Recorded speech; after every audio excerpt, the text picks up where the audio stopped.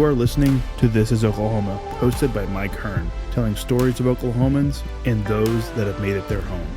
What's up, guys? Welcome back to another episode of This is Oklahoma podcast. Mike Hearn here, your host, back with another episode. Excited to share this episode with you today. But before we do, I've got to thank our sponsors. First of all, the Oklahoma Hall of Fame. They've been a huge part of this podcast for the last few years. So the Oklahoma Hall of Fame have been sharing Oklahoma's story through its people since 1927. For more information on the Oklahoma Hall of Fame, go to www.oklahomahof.com. And for daily updates, go to oklahomahof on Instagram and give them a follow. Our other sponsor today is Chickasaw Nation. Now, the Chickasaw Nation have sponsored pretty much everything in Oklahoma. They're a huge supporter of Oklahoma. And it's an honor to have their name and their brand supporting this podcast. A huge shout out to Governor Anatobi for supporting this podcast. It really means a lot. Our third sponsor is Diffie Ford Lincoln down in El Reno. Now, this one makes me so happy because these guys are great friends of mine, play a lot of golf together. I've bought my cars from them, do most of my oil changes down there, have a cup of coffee, hang out down in El Reno. It's a good spot to go. And not only are they great friends, but they provide a great service. So for over 60 years, third generation family owned Oklahoma business down in El Reno. They're also in Bethany as well. So people in the Bethany area know the Diffies really well. But if you're looking for anything new, used, Ford, Lincoln, or whatever, I'm sure they could find anything you want. Check them out, diffieford.net, and then on Instagram at diffiefordlincoln. This episode is brought to you by the Doghouse OKC. Recently, I have been in need of some doggy daycare for my two pups, and the Doghouse have come in clutch. The team over there are incredible. They've taken care of my two golden doodles, and so it's been an honor to partner with them on the podcast and share the love. And the one thing that I do with the sponsors that I have is stuff that I use and recommend, like the Diffies with my car, Hall of Fame. They're awesome. Citizens Banks, where I bank. Chickasaw Nation, huge supporter of Oklahoma.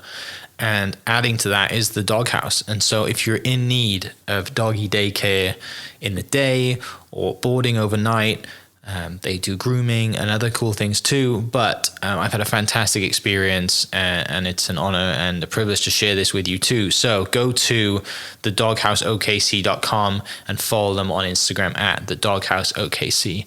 And hopefully our pups will run into each other.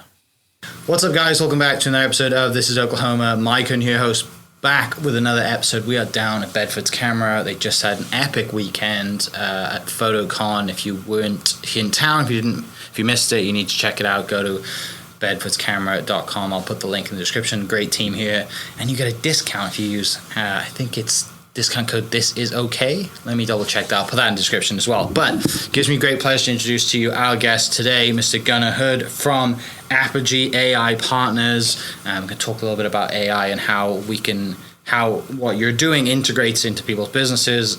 You gave me a run through last week, showed me how it could really impact the real estate industry, which is my industry, and blown away how much time you can save.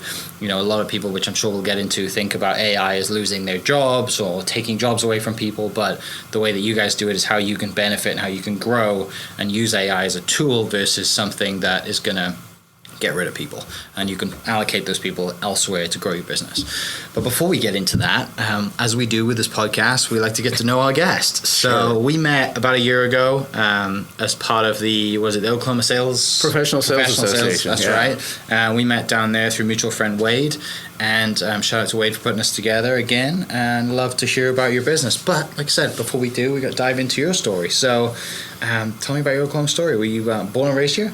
No, actually, I moved here in 2003. I have lived in a lot of different places, including Chicago, Mexico City, Denver, Austin, Houston area. And so this is the place I've lived the longest since 2003. I came here on a corporate relocation and spent about 10 years with the company, and then decided it was time to go do something on my own, and launched a digital marketing agency. How was Mexico City? I went to high school there, so it was You went to high school in Mexico City? Really? So, wow. my father worked for a American company that had an interest down there, so I moved there in 8th grade, which was super awkward time. To go from a town of like 400 people to 20 million and not know the language. But we adapted, and it was an amazing cultural experience to be down there. Fortunately, they put us in a school where English was the primary language, but just integrating with everything down there, the whole cultural experience, the people, able to travel throughout the country and stuff, it was really cool. Wow. How long were you there? 5 years. Oh, wow. And did you learn the language? Did you dive into the culture? And did you miss all the food? Yeah, I mean, it's weird. You think about it, we just eat off of street vendors and stuff before there were food trucks and everything, and just I don't know how I survived some of it, but it was a great experience. And the language helps. We were just down in Cancun last month, and so it kind of comes back. Right. And, it helps grease the wheels when you're talking to people. So 8th grade for 5 years. What age is that? Remind me, because I'm terrible at ages. So I think that was like 13, and then I graduated high school down there. Wow. So like all your kind of like growing up years, I guess. Right? Yeah, the important ones. The important ones. Learned to drive in Mexico City, which people think is absolutely insane. I bet that was nuts. Coming back and trying to drive like that in the U.S. was a little dangerous, but it was still fun. Yeah. Highlights from being there for 5 years. What's greatest memories? Just really the difference in culture and the appreciation you have for when you come back to the U.S. Because we were there in the pre-NAFTA days. So, I mean, there was like no McDonald's or anything familiar. It was all stuff that was isolated down there. The only thing that shared a brand name was probably the cars. Right. And so you come back to the U.S. and you just have this renewed appreciation for everything that's available here in the U.S. And yet there were things that you'd miss about down there too. There were certain freedoms that were available you didn't have here. So, you could drink at a very young age. Yeah, that's part of it, right? And they definitely love to express their energy to party in Mexico, so I've been told. Yeah. And I mean, it seems like tequila is their drink of choice as well, right? Yeah, and I would say the other highlight was the fact that there were so many people that I went to school with whose parents were part of the whole international ecosystem. They'd lived in so many different countries, and whether they worked for the U.S. State Department or for international companies, it was just really cool to be able to get to meet these people with these shared experiences. Yeah, that's the great part. And again, coming back, right, and having that, when you come back, you realize what we have here, or what you didn't have, and the things you miss, and maybe how easy it is, or what there's such a stark difference between the times that you were there to come back into both countries, which now obviously isn't as much, but still, what a time to grow up, and what a place to grow up that's international, but it's not too international, right? Like it's not like you're moving. It's arm's length away. Yeah, exactly, and you're probably close to the same time zone and all the other stuff, and. Yeah, it's so would your dad, you said, relocated, family moves there. Do you have brothers and sisters, or just yourself? Yeah, I have one of each, and so we all were down there for. I think I stayed there the longest. My sister ended up going to boarding school for a while here in the U.S. Yeah. And my brother, he was ahead of me, so. Oh wow, that must have been so cool. I got the longer exposure. Yeah. So you come back. Graduate, come back to the States. Are you thinking already, I'm going to go to college? Do you have ideas of what you want to do for a career? What's that kind of time in your life like? So honestly, I didn't have a career plan. And so I ended up going to college at a division of Texas A&M called the Texas Maritime Academy. Okay. And I studied marine transportation, which is learning how to drive ships, basically. Yeah. And one, because I enjoyed travel. Two, because college is more about learning than doing, certain things, but it was a great way. They had a training ship we'd go out on every summer for a couple months and travel. And then I got out and I worked in the oil industry because there weren't any shipping jobs when I graduated from school. So I worked in the offshore oil industry for a while. And that was an interesting experience as well, just working with people from all around the Gulf Coast who would go spend a couple weeks together on offshore oil rigs and enjoy the danger associated with that. And even just the travel part, getting to and from, was a little bit precarious at times. But did that for about a year and a half and realized that, I had developed a love life, and my fiance at the time hated me when I was home because I was playing, and she hated me when I was gone. It's like, this is not going to turn out too well. Right. So I transitioned into financial services after that, and I spent 25 years doing financial services. Yeah. How big was the training ship? Training ship was about 500 feet long. Oh, wow. So a pretty legit size then. Yeah, it was real. Training ship. There were a couple hundred of us on board. Oh, my gosh. Yeah, that was, shipping industry, I know a little bit about it. It's it's not cheap to be, and it seems like now, with everything buying from all over the world, and I mean, ships seems like the best way to get it, or mostly, I guess, the only way other than flying. But you're shipping big things around, you have to put them on a boat, and so. Yeah. Do you ever think, what if, the industry, what if the timing was different? You'd be in the industry and you'd be captain of a ship somewhere. My brother was 2 years ahead of me on that, and he stuck it out for his entire career, and he was a captain of a very large ship that was part of the U.S. Ready Reserve Fleet. They pre-positioned him like over in Saipan area and stuff, and his ship was loaded with enough cargo to support a battalion of Marines that needed to be easily deployed anywhere quickly. And so I got kind of that arm's length view of what that would be like, and I was glad I chose the path I chose.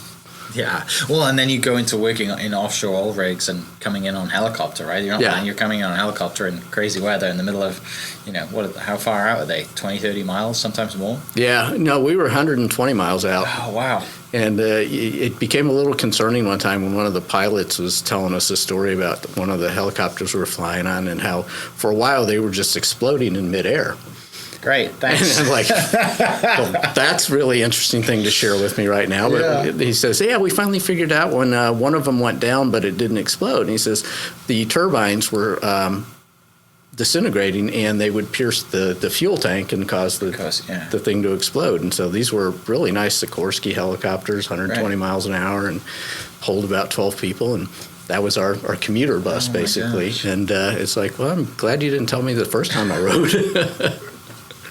Yeah, can you pay me hazard pay to get in this thing to go 120 miles? How long does it take you to fly 120 miles? That would take us an hour. An hour? Okay. But if we had to take a boat, it was like an 8-hour boat ride to get out there. Oh, my gosh. I've never been in a helicopter. Not yet. It's on the list. But, I've never been. A friend of mine said never get in a helicopter that's taking off a building, because the only way you can go is down. That's fair. Well, it's funny you mentioned that, because we were evacuating for a hurricane one time, and they kind of overloaded the helicopter. Yeah. And so for him to get lift, our helipad was about 120 feet off the surface of the water. He had to dive straight for the water in order to get some momentum, speed and lift in order to go back up, and didn't tell anybody before he was doing that. And so you're like, oh my God, are we going to survive this one? Yeah. Geez. So you do that, you go into financial services for, you said, the next 25 years, is that right? Yeah. Where does the love of technology, the love of kind of just diving into different things that can change, things that make, systems and things that make life more maybe efficient and help sales? I've always loved technology. I mean, even as a kid, when calculators were the first thing that came out, that was like a Christmas present that, just mesmerized me. But in college, this was back in the days of Radio Shack TRS-80 computers. Mm-hmm. My roommates and I got together and bought one, and we used it to learn Morse code, because that's one of the things we had to pass a test for to get our mariner's license. And so, I mean, you would write the code, in BASIC, I think it was, you put it on a cassette tape and play it back for this thing. Yeah. And so it just continued to progress from there. Every time there was new technology, I was always wanting to be in the front of it. And that really paid off for me in financial services, because I was able to be part of that when PCs came out. And it's like, how do we integrate PCs into the customer experience with systems, green screen systems that they were using at the time? And so I kept finding more and more ways to do it. And as I moved through different organizations, mostly with Charles Schwab, it was riding that technology wave, and I was doing more and more stuff and expanding the scope of what we did from a customer service standpoint that helped propel my career. And so I found that really exciting. I just constantly look for ways, how can technology help solve a problem that we're facing and do it faster and easier? And that's been kind of the emphasis of what I've done ever since. Yeah. Yeah. I mean, and from what I understand, when I grew up, it was, and people talking about technology, and it might be a fad, or the internet's a fad, and it's still around, and it's there's a lot of people that didn't like it, right? Like anything, people don't like change, but you've seen things come over the years, where if it's PCs into everything that's evolved, right? And now we have iPhones and AI, and it's scary probably what's out there and the things that you can do, but people aren't aware of it as much, and it takes a while to catch up. So like you're saying, what really helped you in the financial services was you were pretty much diving into this stuff and ready to go, and kind of felt like you probably had a head start on everybody because you're in it and you're learning about it and you're passionate about it, versus everyone who's kind of like stuck right in the horse when the car's just shown up. And I think it's like looking for use cases. And maybe you didn't think of it in those terms back then, but it's like, I've got a problem. Could this potentially help solve that problem? Mm-hmm. And whether it was computers or whether it was the internet or today is it, AI, is there a use case where it has applicability that people can recognize and go, oh my God, that does make my life a whole lot easier. And, so I was always on the early adopter side, and part of the process of rolling it out was the whole change management and psychology aspect is how do you get people to see the value of this and not be fearful or intimidated by it? Yeah. So is the Charles Schwab job the one that brings you to Oklahoma? Actually, I left Charles Schwab in 2003 during the financial meltdown, and I transitioned to a company called The Hartford. Okay. And they had a large customer service phone center here, and they brought me on board to help run that. And then I took on some other assignments in North Carolina and the Twin Cities during the 9 years I was with them. Okay, so being in Oklahoma, having traveled all over the world, and been Chicago, Mexico, and doing the financial services for such a time, why, you said you've been here the longest. Why is that? At the time that I left financial services, I had one kid in college and two that were at home, college bound, and I'd relocated enough to say, we need some stability. They'd moved several times with us too, and it's like, let's look for stability here. And this was a very comfortable place to be. They had all their friends. We had built a number of great friends ourselves through the Chamber of Commerce. I developed a number of business connections here. So it just seemed like the natural place to want to be, and not get involved in the rat race and let me go to either coast and just get caught up in all of that. This was a really great place to raise a family. Yeah, and still travel and fly out and go to the coast if you need to. Yeah. Right, but it's easy to. We're in the middle of the country. Still blows me away to go to the airport and you just pretty much just walk up. I mean, I've been to other airports recently where the lines are just 45 minutes long. I mean, I was in Minneapolis a couple of weeks ago, and coming back on a Sunday evening, and the security lane was about an hour long, and you're like, this is crazy. This is crazy. You're a big city. You're supposed to figure this out. Yeah, in Oklahoma, you show up 45 minutes before your flight, and you're good. Right? Yeah. You're waiting around once you get through. Yeah. So you mentioned you started your own business. Were you always kind of entrepreneurial growing up? Did you have side businesses? Kind of what leads you to thinking, it's time for me to go out on my own? When I was at Schwab, it was during a huge growth phase. There were less than 2,000 employees when I started. When we hit our peak, there were about 28,000. So it was very entrepreneurial inside the company, and I almost looked at that as being given many different startup opportunities in the company to do different divisions and things like that. And so I didn't have to go do it on my own, but I got the support and resources that were very helpful to do it with a number of other people, and that gave me the confidence to say, when it's time to do something on my own. And that passion kind of grew over time, just going, as you move up in an organization, there's more politics, more bureaucracy, all these other things. And you just go, nah, I've done that. I've had enough of that. And now I want to do something else. My schedule was controlled by my admin, not me. And I spent most of my days on conference calls, with people around the country. And it's like, this just doesn't cut it anymore.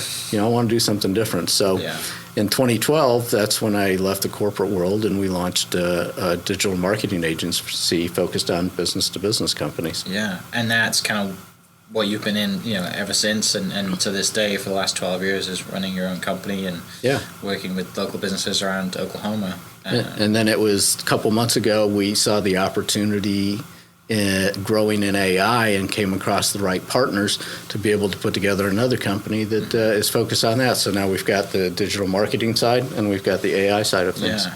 Well, for the digital marketing over the last kind of, like I said, 12 years, that's been, you're predominantly, up until the AI thing happens, your focus.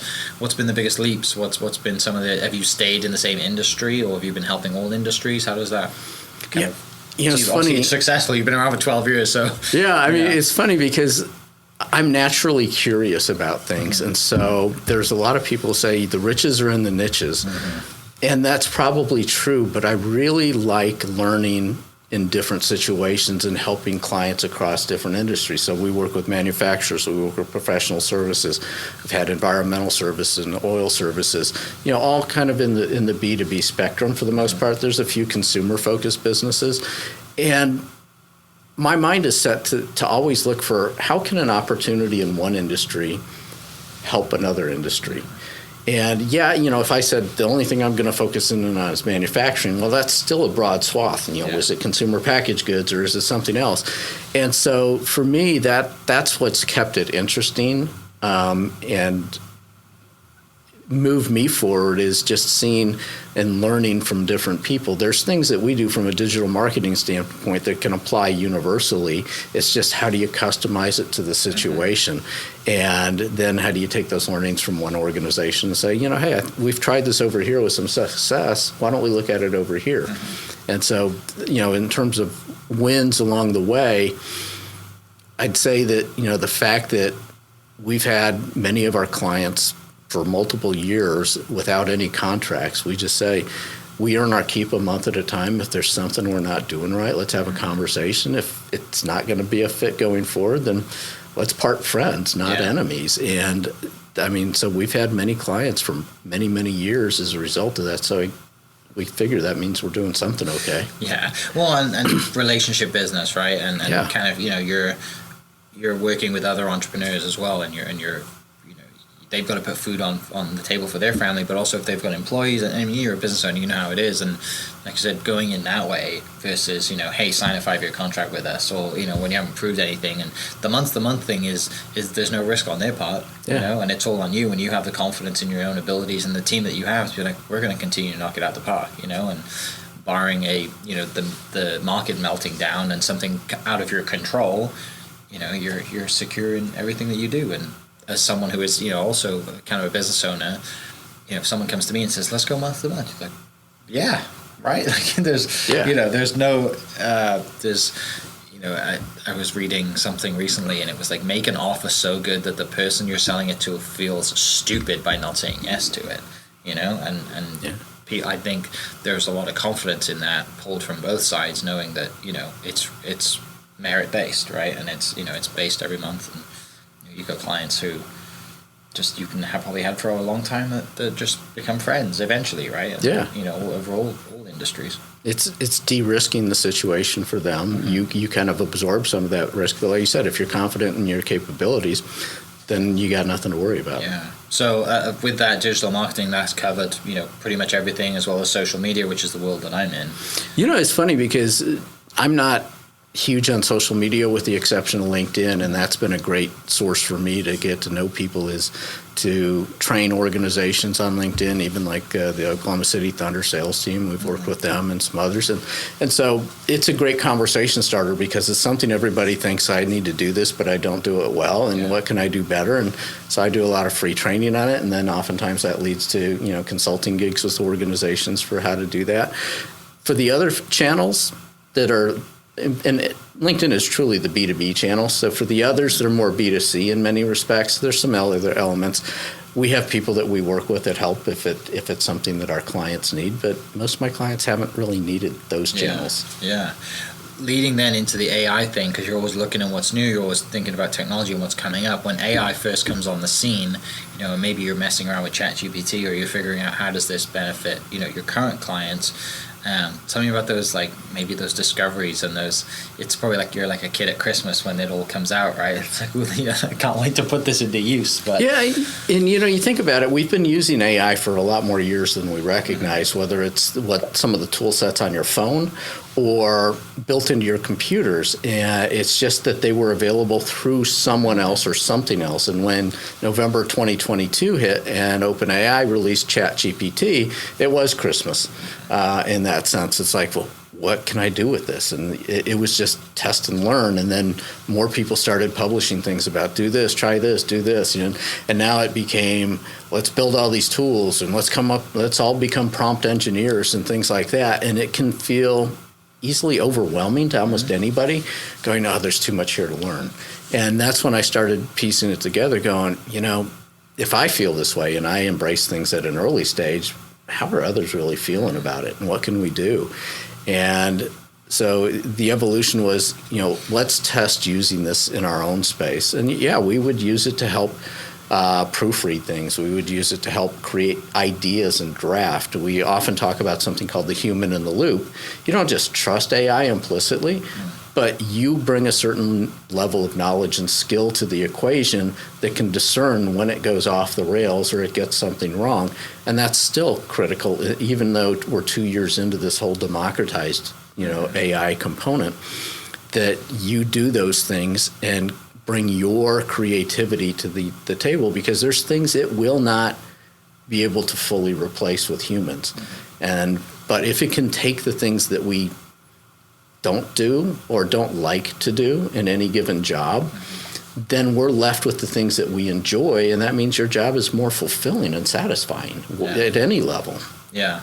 The exercise that you kind of ran through with me, earlier in the week, it's you look at the and it's kind of based on hours, right? I was looking at the hours that you can save by having these tools run, and we did it from the ground up. We did it specifically to real estate. You asked me a few questions. We go through everything, and like, oh, here it is. And then if you ask this question, here it is. But what I love too is that the way that it's not just like, here's everything, go do it. It's kind of like a Lego, brick by brick, and you can implement it along the way, so it's not overwhelming, because like you said, it can be extremely overwhelming. Right. When, and especially if you're giving it to someone who has been in business for 40 years, 30 years, 20 years, or what, that's like, I want to help, but I need to get the grips in this. I need to understand it and how also it translates to their business. And yeah, I was fascinated by how well it kind of picked everything up and systematized it in a way that, it's like, here's the plan. Go do this, then you do this, and then you do this, and kind of off you go, and you just keep adding to that. Depending on who you work for, if you're in a smaller organization, sometimes your job duties are very fluid and not well defined. It's like, well, go do this. And, if you've never done it before, then you're like, well, I'm not sure how to do it. Well, the owner may or may not have time to show you how to do it. In larger organizations, they may have 3-ring binders filled with, here's your specific job responsibilities. But that, too, becomes overwhelming, because it's like, well, which one am I supposed to do today? So there's always kind of a human element that says, we have to help show you the ropes. If you were brand new to an organization today, there's certain things we start with. Well, what if we also took that process and said, now that we're doing these things, what if we could also educate you on how to use AI to do every one of these things faster and easier? And the whole point behind that is really twofold. One is that we as a company get the benefit of greater productivity. And that means if we're trying to grow, we have capacity to grow. The second thing is, if we've been trying to fill these positions with qualified people and we continue to struggle with that, then maybe if I can expand capacity by helping my existing employees do more with less effort, then we don't need to hire some of those folks. So that's one side. And the second side is from the employee satisfaction perspective is, how many times have you heard people talk about, oh my God, I want to go do this weekend, but I can't. I've got to get these 10 reports done or these 15 things done. They go home with all these things on their mind, and that creates stress. Well, if we could take the things that they don't like to do or they have to do repetitively that aren't truly value added and let AI do those for them, then they're left with more fulfilling work that lets them be more creative. They're not taking work home with them, which means they're spending more time doing the things that they also enjoy doing, and everybody benefits as a result. Yeah, it truly is really helpful. And like I said, it's just kind of about understanding it, and just your probably biggest thing and hardest thing to do is just getting in front of people to show them, because once you show them, you don't have to worry about it. So when you do get in front of people, I was like, wow, this is awesome. It's something that you could easily put to use, and other real estate agents could really use it. Do you get pushback? Do you get people who are kind of like, whoa, I don't understand this, and they kind of a bit tentative to get into it? Is that on a more entrepreneurial level or like a bigger company level? When, because you're talking to people of all levels and businesses of all levels. Has there been a kind of different reaction to things?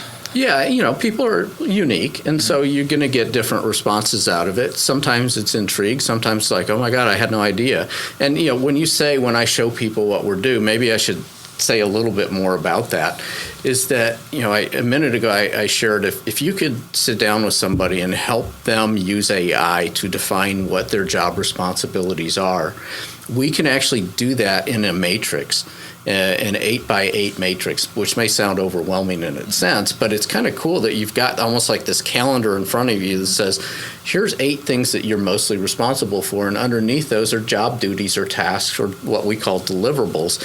And you may not do all of them every day. You may do some of these once a year, but these are things that you're accountable for in your job. But if we could help you learn how to use AI so that when that task is coming due, you understand how to apply it, and it's going to save you time, it's going to save you effort, and it's going to potentially give you a better outcome or let you be more creative. That's where the value becomes, and that's when we walk through this exercise with people, and it only takes a few minutes for us to develop this. And the cool thing is that AI knows our jobs better than we know them in many cases. It's like, oh, yes, I do that, but I forgot that I did that too. And when people see it in black and white in front of them, they go, okay, so let's pick one. And we go through it, and we show people exactly, here's what AI, the 10 different ways that AI might be able to help you with this. And now let's have it do it. And it starts creating prompts and other things that will go from the idea stage down to the actual deliverable that they have to turn in. And at some of the levels of the training, people go, if I give this to my boss, I would expect to get promoted because they're so impressed with what it does. And so that's where the fun part of this happens is most people can see it instantaneously when they go through the process and go, I didn't realize it could do all these things. I just did it for this. It helped me do this. And, an example I'll give with people when I was more tool focused was use ChatGPT on your phone, open up your refrigerator, take a picture of the insides and say, I don't know what to make for dinner tonight. What do I have that I can use to do this? And it will come up with a recipe and give you the instructions on not only the ingredients, but how to prepare it. And I mean, people get blown away by going, I didn't know it could do that. And so usually when I used to, do presentations and talk about tools, that's the one they remembered most. But you know what? If that gets them to start, that's a positive direction because now they've gotten over maybe some of the fear factor and they're like, oh, this can do this. Let me try this. And if you start positioning things as going, well, have you asked ChatGPT or AI how to do that or asked it a question? You start reinforcing and getting people to do that first. As a leader or a manager, you can help reinforce that by going, if people come to you with problems, say, well, when you asked ChatGPT, what did it tell you?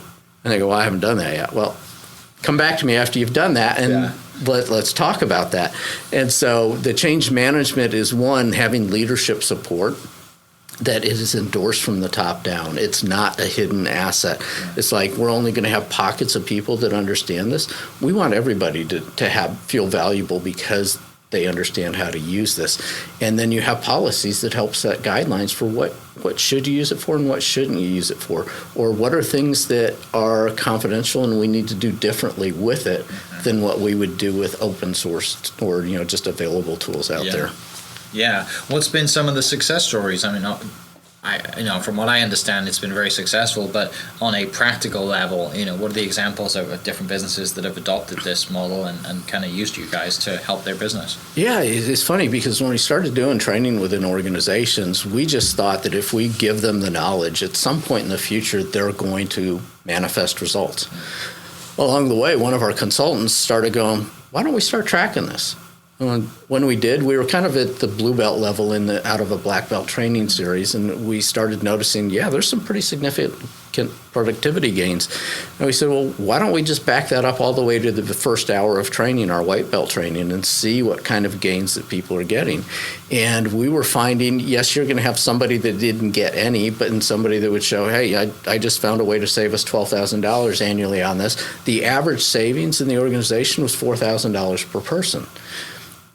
And so that solved a couple of things. One is companies wanting to make an investment and learn how to upskill their employees. It's that risk factor. It's like, well, how do we know we're going to get anything out of it? Well, we've developed a tracking tool that allows us to measure this at every instance so that you as the organization measure your ROI from the first hour. Yeah. And you can see that. And that takes the risk out of the decision process for them and makes them feel far more confident about how they move forward with people. And we also found, almost from a gamification standpoint, that at the individual contributor level, they like entering the information too, going, hey, I just found a way to save $8,000. I just did this. They're seeing the value that they're creating for the organization. Yeah. And is that number, that 4,000, that 8,000, that $12,000 number, is that specifically saving like paid hours in time versus generating sales? Yeah. Profit. That's the save time where I just save myself, 40 hours or whatever it is, and that's where you come up with that $4,000 number. Yeah. Okay. So then they can reallocate that time to growing the business versus maintaining and doing paperwork. Exactly. So tasks. if a task took me 40 hours to do, humanly before, and it takes me 10 hours, then I've got a pretty significant return. Now, for you in sales and real estate, the question becomes, how can it help create more sales? Well, if you don't have to spend as much time prospecting because you're more effectively prospecting, you're getting more leads per hour or per effort, if you will, then that's where some of your ROI starts to kick in as well. Have you kind of looked at AI in a lead generation sales kind of perspective versus the time saving of other tasks? So it's on a company by company basis, where we look to apply it, but that's conversations I've had with others to say, how do we get better at prospecting? And part of that process too is how effectively are you coaching your people on prospecting? And that's been a gap for a lot of companies, is going, there's one manager, there's 10 sales employees. He can only listen to so many conversations, so many are recorded. But imagine if you could now build your own internal tool to say, here's our scoring rubric for coaching using our sales process or sales system. And we can record conversations using Zoom or other things on an ongoing basis and put the transcripts in there. And now the employee has instantaneous feedback that the manager can look for trends and talk about trends with the person to help them improve. So instead of them waiting 3 weeks going, hey, did you listen to that call of mine from 2 weeks ago? And it's already kind of like, I forgot what I even said. They can get more instantaneous feedback, which says now we've got real-time improvement opportunity that's going to lead to better outcomes. Because you can run, like I said, the calls through an AI tool to pick up on things.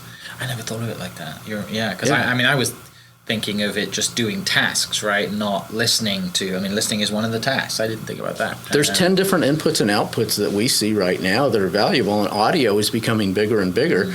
So you can feed it an audio file or a transcript of an audio file and say, score this call against this. And, if you're using tools like Otter or something else, it recognizes who you are and things. And so it just makes it easy to do that. So it's not that you're using AI exclusively, but AI-enabled tools maybe to complement each other. But you could build it out and just take a spreadsheet and load it up in there, going, here's our sales process, here's how we score our calls, and now here's a call scored. And now that there's more memory built into AI, it can remember multiple calls, so it can look for those trends, going, hey, over the last 10 calls, what's the trend that you see, positive or negative? Even just thinking here today, we're sat in front of recording equipment for the podcast. I can run this episode through AI, have it even just transcript it and turn it into a blog, and there's my written blog for the week. Yeah. Right? Like it, and I'm why haven't I done that yet? Or not just one blog, but you could spike it out into several pieces going, hey, I want to do a blog post about this, but I want to do a newsletter that talks about this. And so there's going to be pieces that we've talked about in here that apply to maybe a particular industry or something, and you could say, okay, carve this out and create just a tiny LinkedIn post or something. Yeah, it's fascinating, and again, once you understand it and you really dive into it and you really utilize the tools, and it sounds like you guys built us custom tools as well for certain industries, you can really just maximize your productivity. And then again, that leads to, from my world, it's putting more content out there and making sure more people see it, which then leads to more downloads, and more downloads equal more money for me that I can charge for advertising, right? Exactly. It all kind of makes sense, and it really is fascinating. And this is, we're still early in on it, and I'm sure you're excited to dive into it and excited for future tools as well. And as early as it might be, you've seen with each wave of technology, from computers to internet to even mobile phones, each wave moves a little bit faster. Yes. And so the risk for organizations right now is I'm going to take a wait and see approach. And so if that happens and their competition says we're going to move full steam or even partially ahead on this, who's got the commercial advantage in the situation? And what risk does that pose to the ones that take the wait and see? Will they still be around in 5 years if the others have already moved forward with it? And so that's where we really see the people and psychology aspect kicking in is, if there's a fear of adoption, if there is a hesitancy or an embarrassment that I used AI to do these things, how do we help get people skilled enough that they're comfortable with the technology, that's gone, they've got the AI policies in place to feel supportive, that they can really leverage or harness the power of this to grow as an organization and outpace their competitors. And when I think about Oklahoma, there's many, many great companies here. And our goal is how do we make sure that these companies are fully enabled so that they're outpacing their competitors in other states?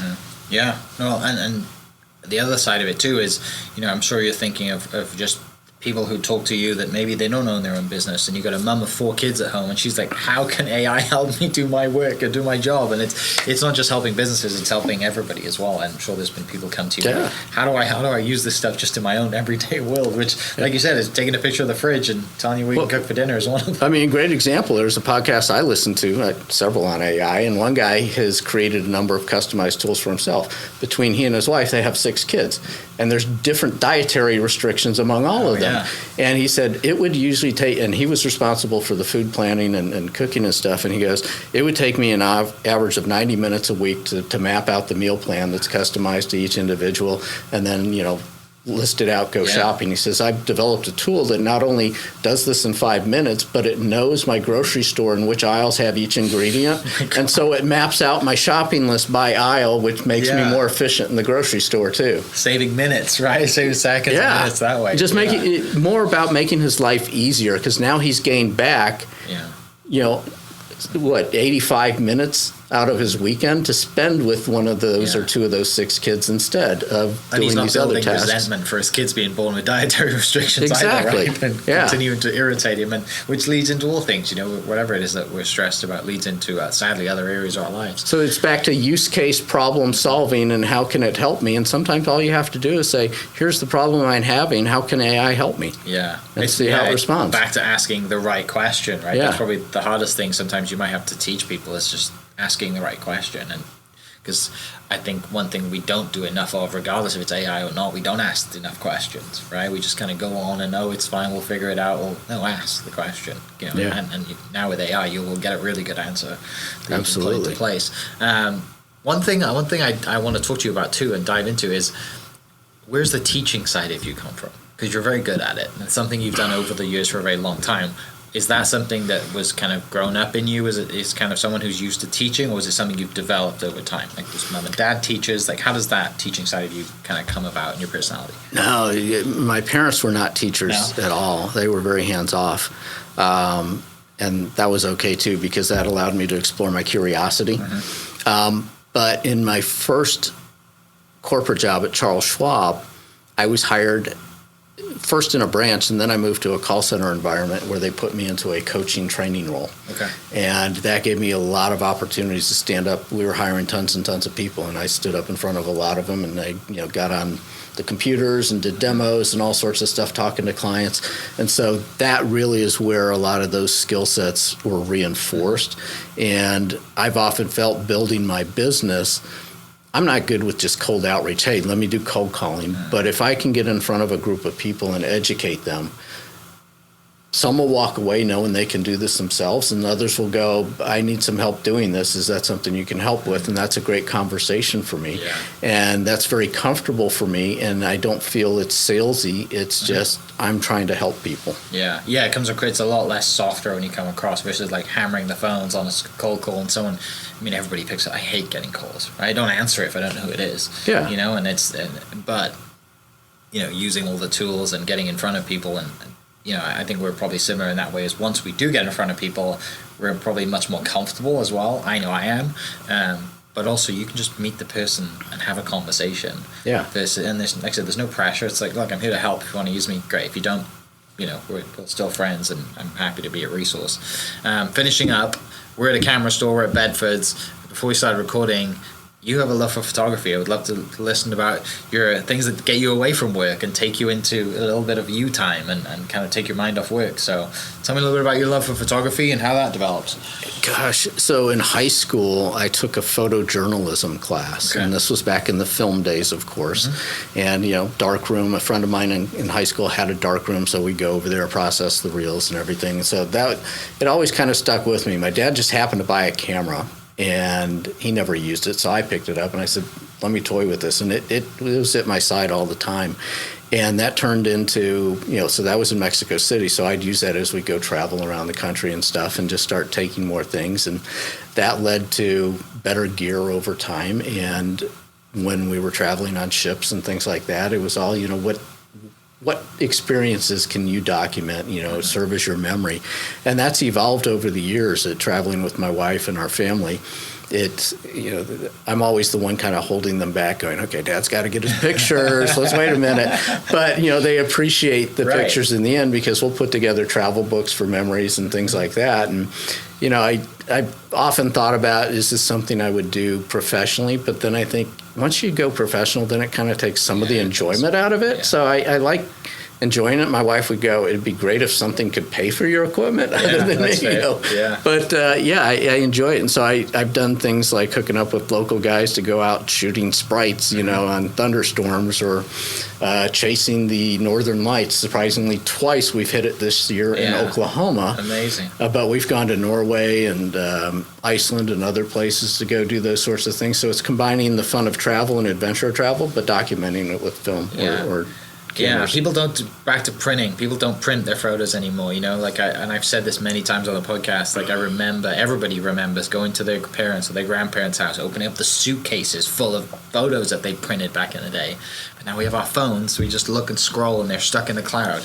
Print your photos. Right? Yeah, it's so much fun to go through them and see them physically, remember those memories. Yeah, I mean, it's fun, and then it also helps capture more details than what you get in the photo, because in the books you can say, this is what this was, and we've been down to the Galapagos and other places, and it's like, I will forget what that is 10 years from now, but I can open the book and it'll bring the memory back. Yeah, and that's amazing. I love that. I need to, again, just Bedford's print photos here. They printed a lot of mine, and it's very easy now. They're iPhones, so you just send them over and print them on whatever. But 2 years ago, we bought an RV because we're empty nesters, so now we can travel and work from the road, doing anything. So full autonomy. Yeah, last year we spent 6 weeks up in the Northern Rockies and Canadian Rockies and stuff, and it was wonderful. I need to figure out how to do that with mine, because that's one thing I love about the States is you can literally drive everywhere you want to go. Yeah. Right? Jump in the truck, jump in the car, jump in the RV, and just go drive. And, stay in a hotel if you want to every now and then, but we got an RV. There's plenty of those places, and definitely the open road out here, and we've got so much to see. Not everybody sees it. Visiting all the states is something great in every state. But finishing up, tell us a little bit about where people can find you, what the AI business is, and then your consulting business too. If people are interested and listen to this and think, "Oh, I want to go through this," and maybe just jump on a call like I did, and go through the not a pitch. It didn't feel like a pitch, but just go through just to be aware of how they can integrate it in their business. Yeah, absolutely. So we've got some great free resources, of course, for folks too. Easiest way to find me is just going to be go to gunnarhood.com/TIO for this is Oklahoma. Yeah. And Gunnar is spelled with an A, so that's GUNNAR, Hood, HOOD.com. That's the easiest way. I just kind of set up referral links so that it makes it easy for folks. There's going to be calendar links in there. There's going to be some other free resources. We've got a master class that's about 3 hours long that introduces people to AI and walks them through what we cover in great depth in our Black Belt programs, if they are interested in that. And then I'll have links back from that over to our digital marketing side if people have any interest. And LinkedIn is another great place to find me. And the easiest way to do that, there's only one of me on LinkedIn, but you can also go to linkedgunner.com, and it'll take you straight to my LinkedIn profile. Love that. Love the marketing brain in you. It's like straight away it's set up so easy. Thank you so much for coming in. I really appreciate your time, and excited to see kind of where the business goes, and I need to dive into mine and get back in the real estate world. And now that the people are excited to buy, now the election's over and all the other stuff that people are sitting tight worrying about, which happens every election cycle. The real estate industry kind of sits and waits. Now we're back. Excited to dive into that and watch my real estate industry soar, and hopefully my business soar with it. So with the help of AI. Yeah, I might know someone who can help you. Exactly. So thanks so much for having me. I appreciate it. People listening, I'll put the links that Gunnar mentioned in the description, and we'll catch you next episode. Cheers. Hope you guys enjoyed that great episode. Thank you so much for listening. As always, huge shout out to our sponsors, the Oklahoma Hall of Fame, sharing Oklahoma story through its people since 1927. For more information on the Oklahoma Hall of Fame, go to www.oklahomahof.com and follow them on Instagram for daily updates at oklahomahof. Our other sponsor, the Chickasaw Nation, amazing sponsor. They do amazing things for the state, and they're always sponsoring something in Oklahoma. They're a huge supporter of Oklahoma, and without their support, we wouldn't be able to do what we do. And our third sponsor is Diffie Ford Lincoln down in El Reno. Now, this one makes me so happy because these guys are great friends of mine, play a lot of golf together. I've bought my cars from them, do most of my oil changes down there, have a cup of coffee, hang out down in El Reno. It's a good spot to go. And not only are they great friends, but they provide a great service. So for over 60 years, third generation family owned Oklahoma business down in El Reno. They're also in Bethany as well. So people in the Bethany area know the Diffies really well. But if you're looking for anything new, used, Ford, Lincoln, or whatever, I'm sure they could find anything you want. Check them out, diffieford.net, and then on Instagram at diffiefordlincoln. This episode is brought to you by the Doghouse OKC. Recently, I have been in need of some doggy daycare for my 2 pups, and the Doghouse have come in clutch. The team over there are incredible. They've taken care of my 2 golden doodles, and so it's been an honor to partner with them on the podcast and share the love. And the one thing that I do with the sponsors that I have is stuff that I use and recommend, like the Diffies with my car, Hall of Fame. They're awesome. Citizens Banks, where I bank. Chickasaw Nation, huge supporter of Oklahoma. And adding to that is the Doghouse. And so if you're in need of doggy daycare in the day or boarding overnight, they do grooming and other cool things too. But I've had a fantastic experience, and it's an honor and a privilege to share this with you too. So go to thedogHouseOKC.com and follow them on Instagram at thedogHouseOKC. And hopefully our pups will run into each other. Thank you for listening. We are inspired by those around us and hope that you are too. Make sure you subscribe to this podcast on your favorite podcast platform and leave us a review so we can keep telling your stories. For more great Oklahoma content, follow This Is Oklahoma on Facebook and Instagram.